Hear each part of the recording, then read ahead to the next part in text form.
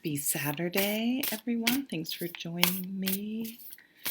Hope you're able to carve out some time for some self-care and for doing something that you really enjoy. Ooh, Ace of Cups at the bottom. Beautiful new emotional beginning. Filling your cup, filling your own cup. The beginning, something new emerging that's eliciting a positive emotional response. Some of you may literally be taking a pottery class or thinking of taking a class or something that caters to your creative and artistic side.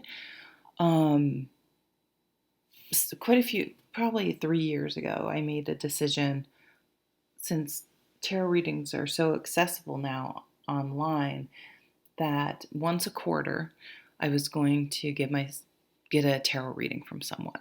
So I've gotten tarot readings from lots of people on YouTube. I get I've gotten repeat readings from some people, but I also try to try new people, and that's my way of supporting other channels as well, because I'm sure there are a lot of channels that make tons of money, but unless you have a lot of followers and get a lot of views,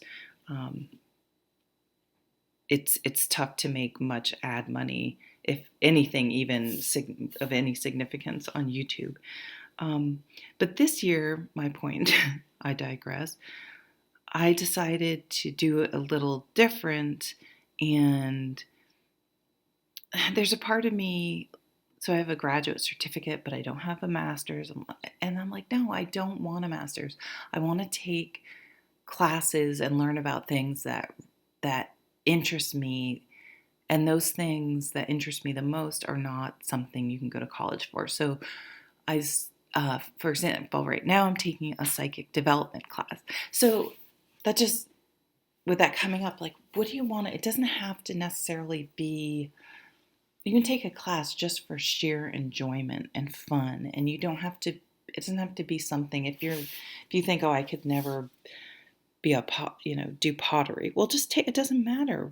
Who cares? If you can go and do it and enjoy it. So if you've been limiting yourself in some way by not doing anything, challenge that. Theory club. Do it with a friend. Go out with a friend. Take some class. Do some exercise classes. Paint and sip. Whatever. It's a good day to go do something, and do something that feeds your creative side.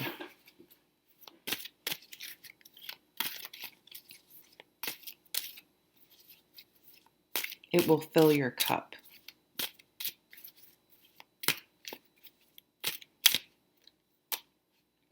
Here's that Knight of Swords. We saw, where was it under? This was kind of lurking about earlier in the week in the romance section. So here's someone new coming in. Here's a new thought about how you approach relationships. It's a quick moving energy. It's a quick change in perspective. It doesn't mean it's not a good one or a valid one. It's just a lot of thinking about relationships. And the eight. So lots of, definitely fast movement. This is, I've heard some people say arrows of love coming in faster. To me, this is a lot of energy, a lot of action, a lot of things happening at once.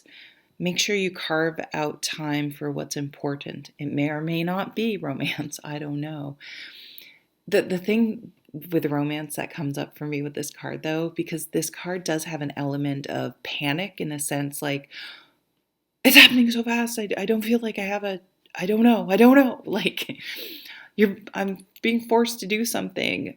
But when we can really look at it without that sort of sense of panic, we wanted this. We put things in motion to make this happen. So why are we now panicking? So the way I see this in romance is, if you've ever been crushing on someone and then all of a sudden they ask you out, or it becomes a possibility, and you're like, oh, Are they really cute? Are they we all these superficial, ridiculous self-doubts and self-sabotage creeps in. So if you've been interested in someone or wanting someone to come along, wanting to go on a date, whatever it is, and you get that offer coming in, you're really going to have to check your reaction if you don't want to do it, that you push through that fear. If it isn't a true gut feeling like something's wrong here, it's just that little bit of panic. Once it's actually happening, to push through and to get out there and whatever it is, push past that fear. So fun Saturday. Enjoy. Take care. Bye.